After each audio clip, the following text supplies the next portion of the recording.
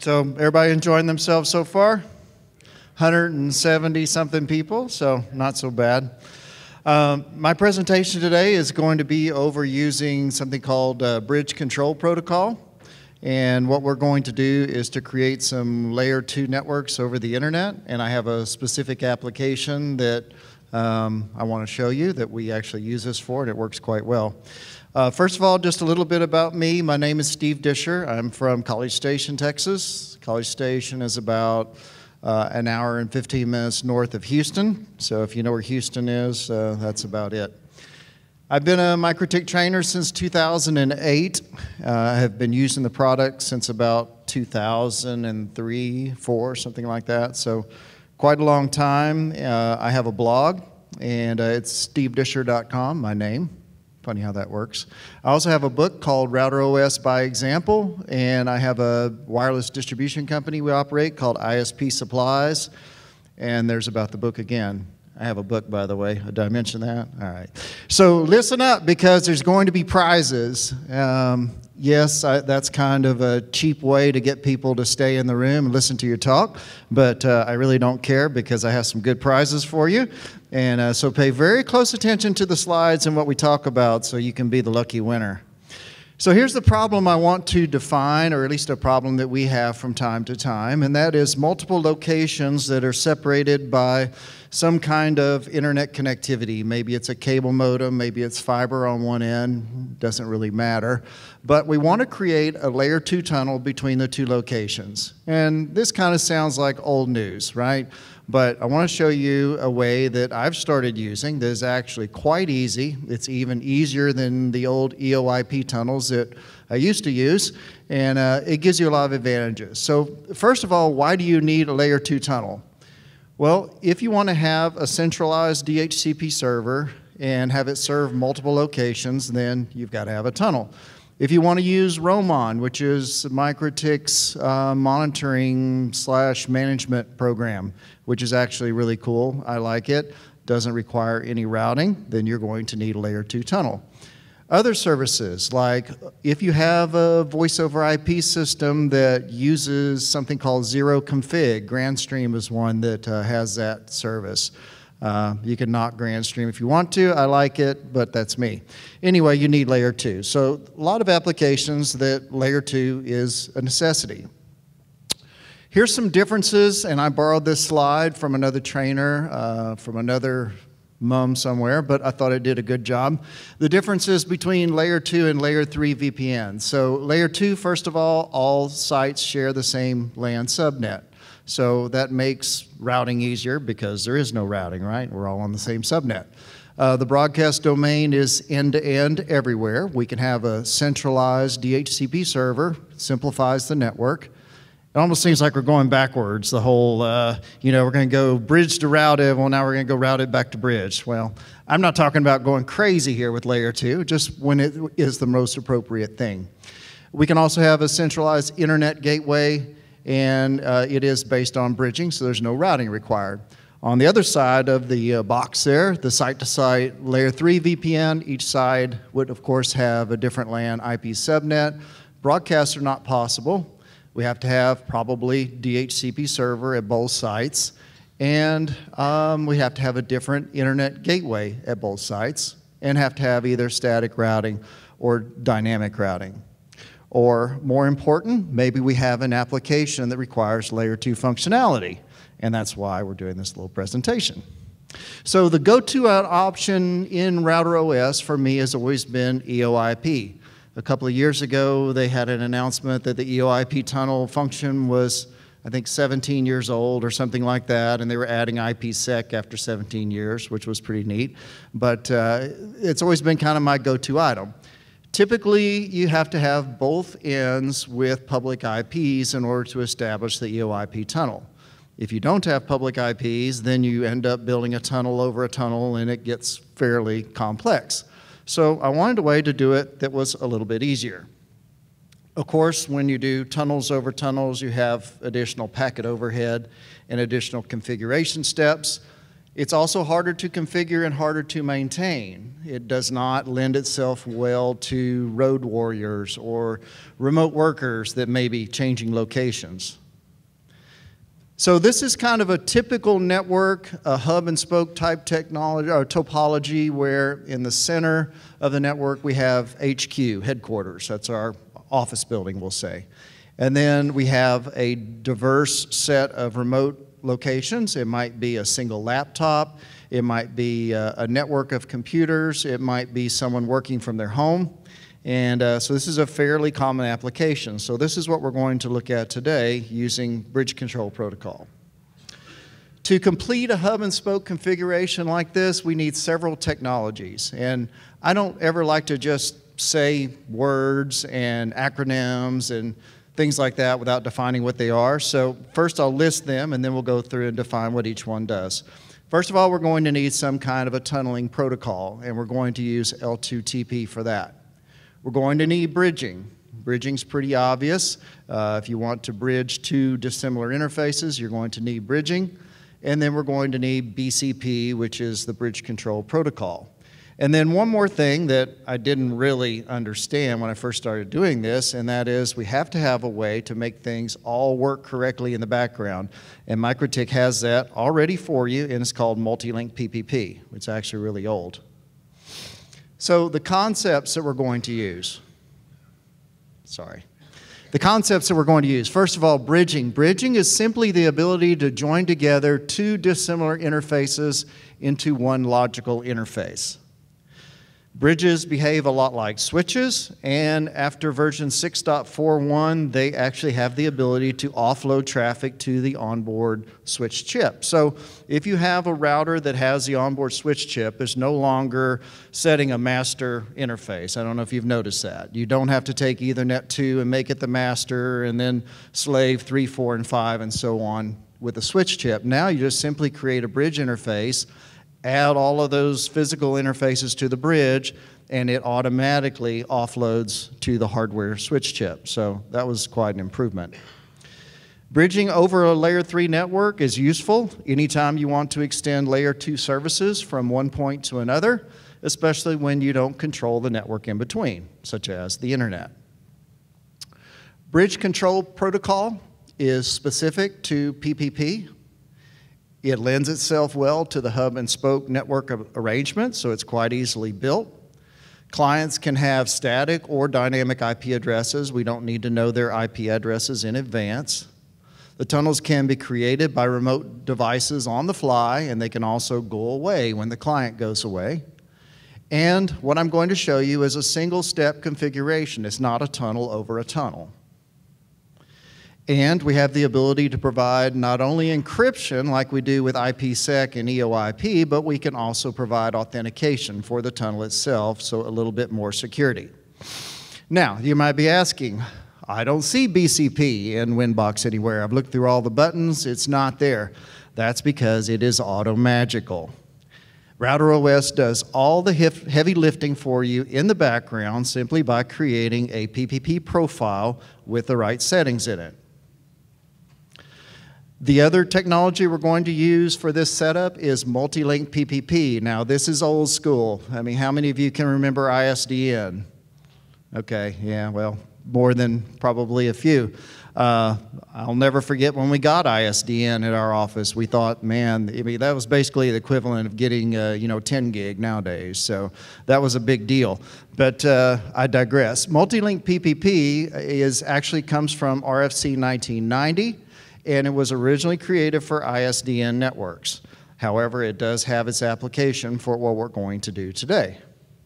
It is a method of splitting, recombining, and sequencing data across multiple logical data links, or in our case, over a single PPP link. So quite simply, why do we need it? Well, a layer 2 tunnel going over a layer 3 network is going to require that we actually transmit Ethernet over a layer 3 network and over this tunnel.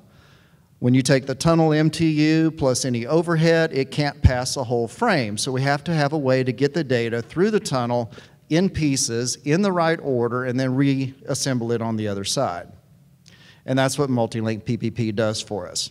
It fragments and then it reassembles the packets, and if we don't have it, some things are going to break. Now, I've figured this out from personal experience. Things like voice over IP, I had a very, very strange situation. Jonathan, he's in the room. Jonathan was the guinea pig for this. Jonathan works from home. He had a voice over IP phone. We had a layer 2 tunnel back to our office. Jonathan could sometimes make local calls, but he could never make international calls. So I put in a ticket, of course, with Grandstream. I'm like, look, there's a problem with the PBX. We went through a lot of troubleshooting. It wasn't until we started doing packet captures and we figured out what was happening was packet fragmentation. So once we turn on multi-link PPP, and that's another one's a little bit tricky, there's not a checkbox, which I've already complained about, and support said, well, why do you want a checkbox? But anyway, once we turn on MLPPP, suddenly you can make international calls. Another strange issue we've noticed with fragmentation on L2 tunnels is DHCP not working correctly. So there's a multitude of application level problems that you can see if you don't have the tunnel working correctly. So that's what I'm going to show you today. We can configure Router OS to split the tunnel into multiple logical tunnels over a single link and then combine them back together on the other side and transmit the full frame. So once again, you might say, I don't see multi-link PPP anywhere. You are correct. It's not right there where you can see it. Once again, Router OS does a heavy lifting for us in the background if you set something called the MRRU setting on the L2TP server. So basically, it's an on-off thing. If you don't put in a value for MRRU, it doesn't do multi-link PPP.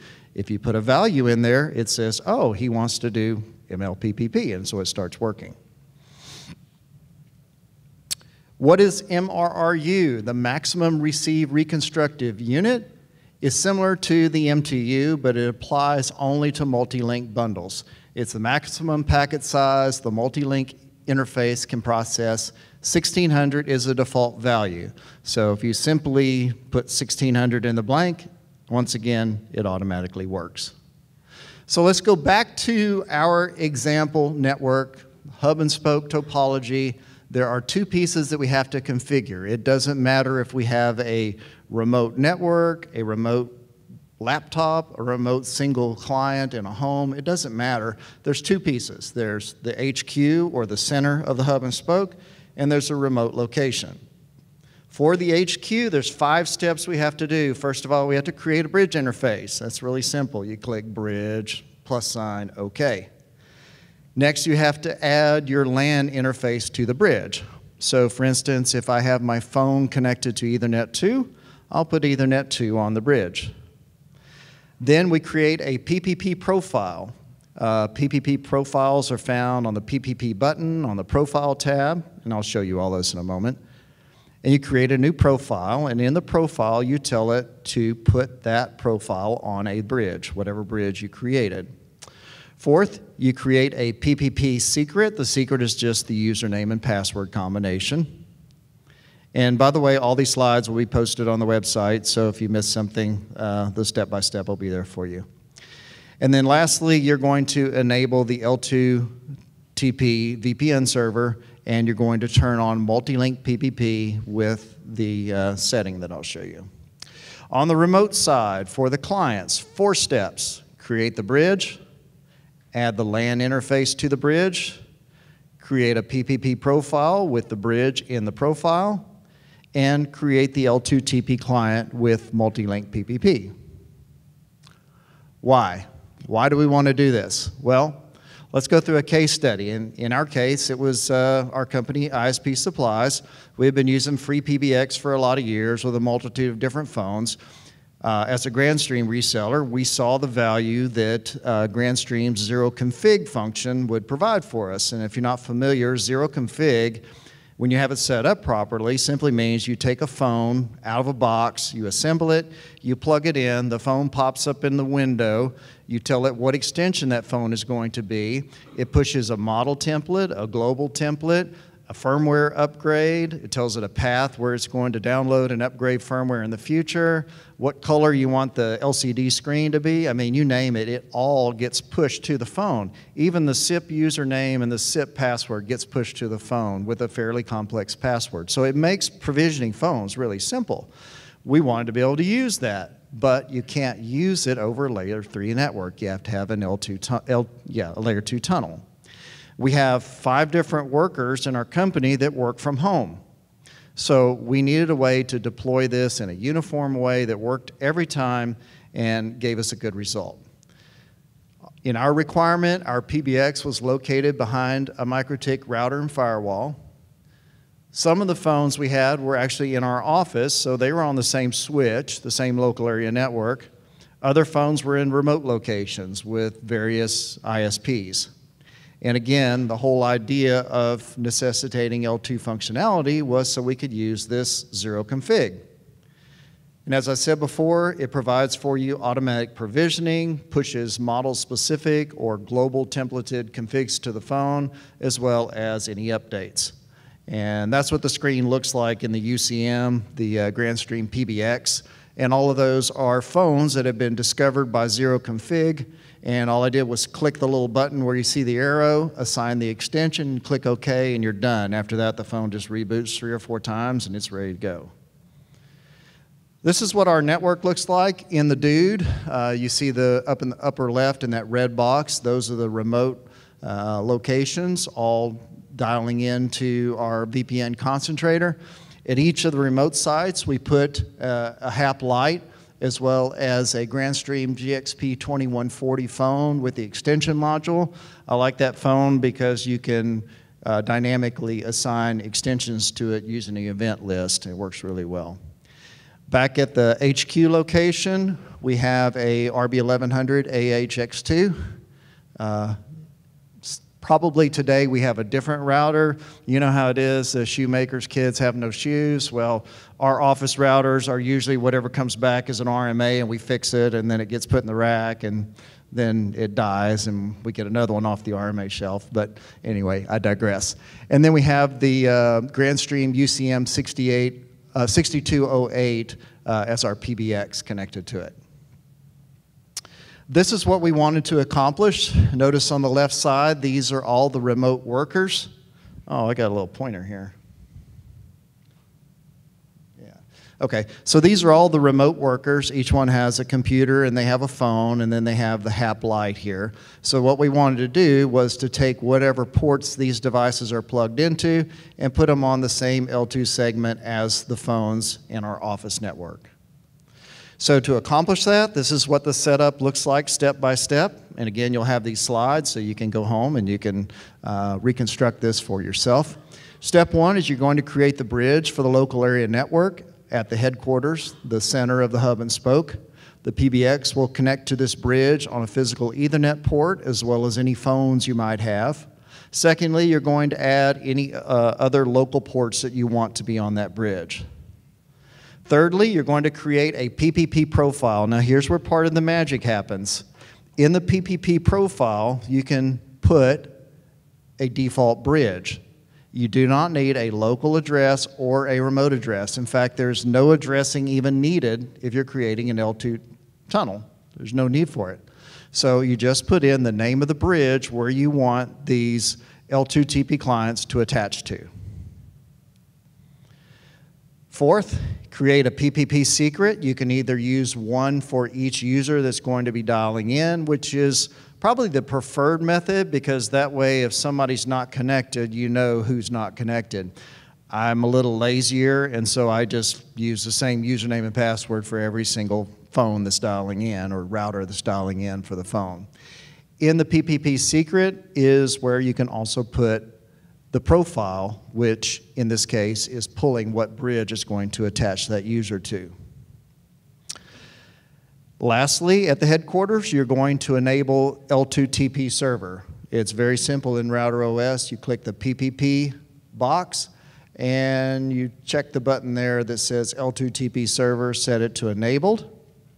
And if you want to use IPsec, you can put in the secret here. Now, This is another one of the magic settings. By default, this is grayed out, this MRRU setting.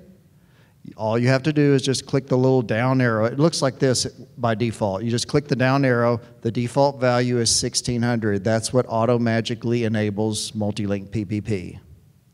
That was a step that I kept missing. On the remote end, in this case would be the HAP lights. You're going to create the bridge interface. You're going to put the Ethernet ports on that bridge. You're going to create a PPP profile for the inbound tunnel, outbound tunnel, and you're going to specify what bridge you want to put that on at the remote end.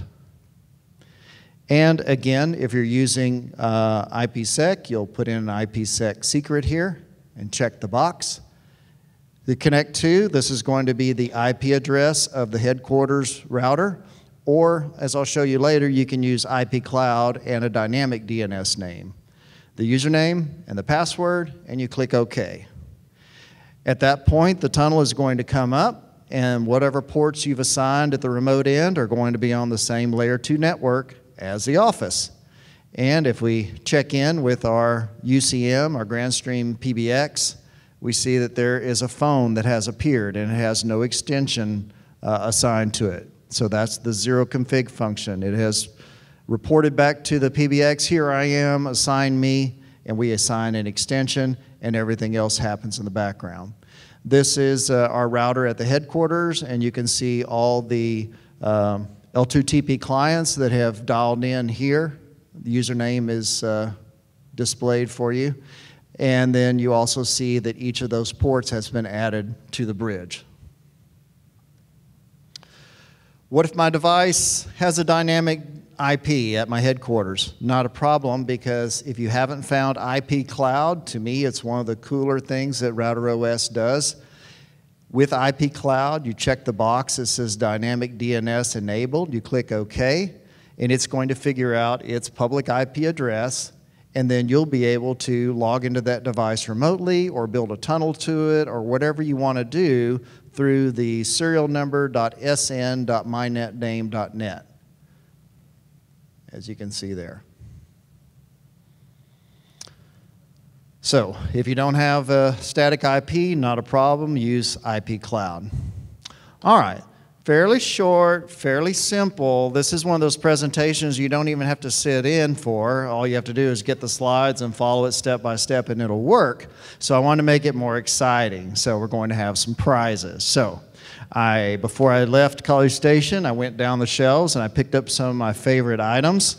And we're going to give them away as prizes, and the value of the prize will depend upon the complexity of the question. The first person I see that raises their hand with the correct answer gets the prize.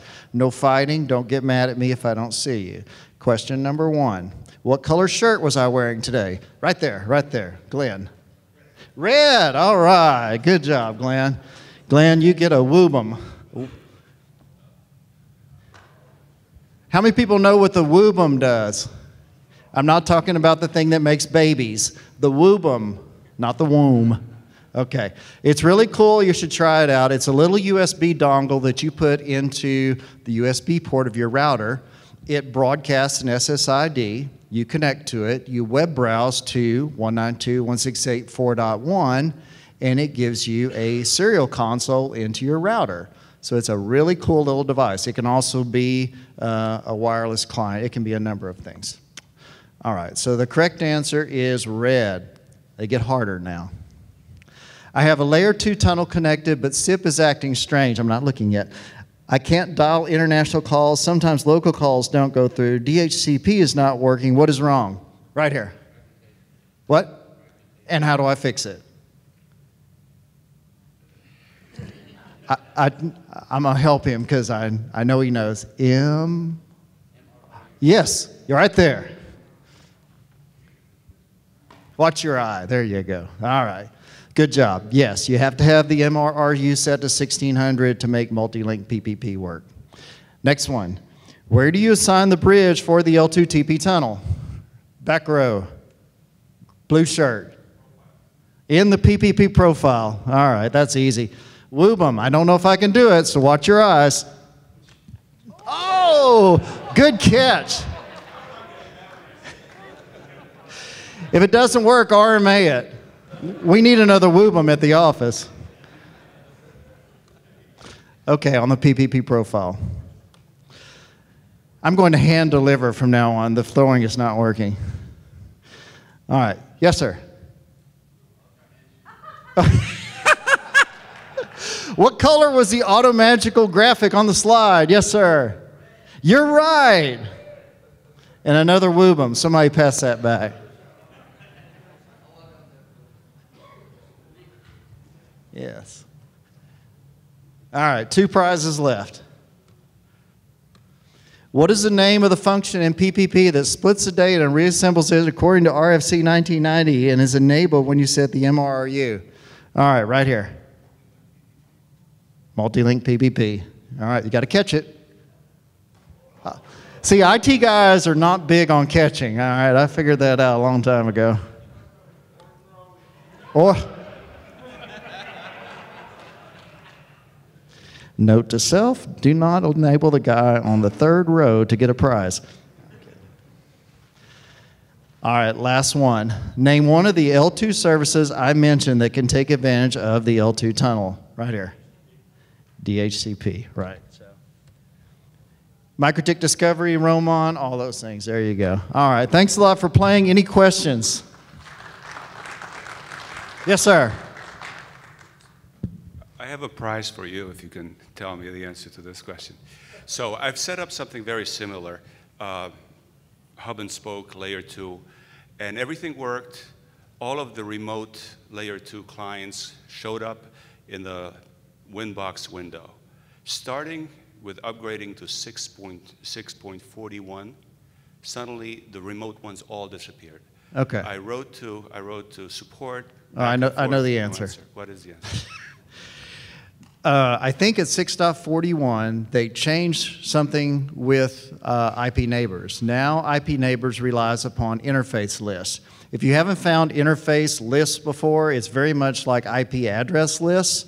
So it used to be with IP neighbors, there was a discovery interfaces button where you set the interfaces on which you wanted it to run IP neighbors.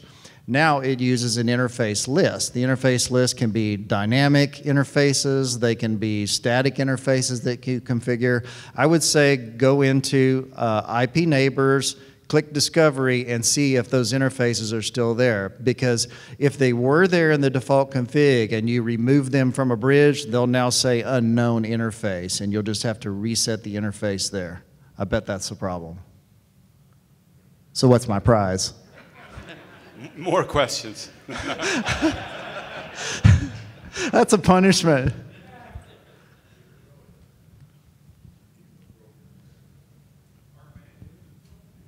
Do not RMA any of the prizes. Have you found that there's a limit to the number of ports you can add to a bridge? Like the number of the yeah, I remember reading that somewhere, but I don't know what the limit is. It's in the wiki, I'm pretty sure. I've done something similar with EOIP tunnels, and I ran into I think it was about 50, and it just completely broke everything as soon as it got to 51. Yeah. So I wasn't sure. I don't know if the new Router OS version with the hardware offloading helps that or not. Yeah, I just want to see if I don't know the answer, but yeah, obviously there is going to be a limit.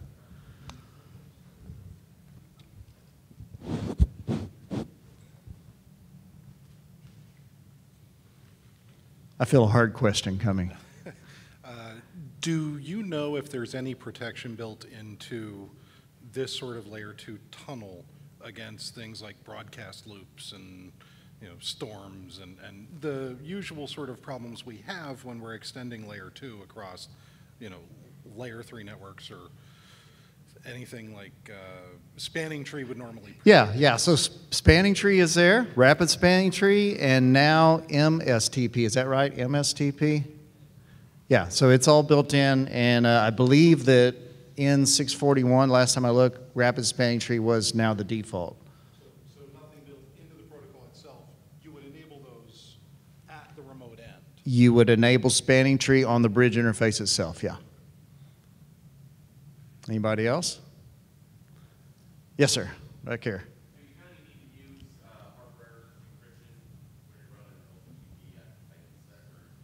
hardware encryption Hardware encryption with L2TP?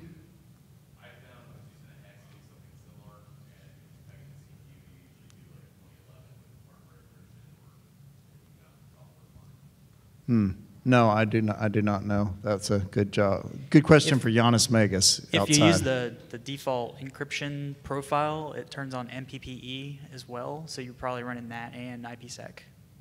Okay. Thank you. Thank God there's always somebody smarter in the room. Anybody else? All right. Thanks for playing along. Appreciate it.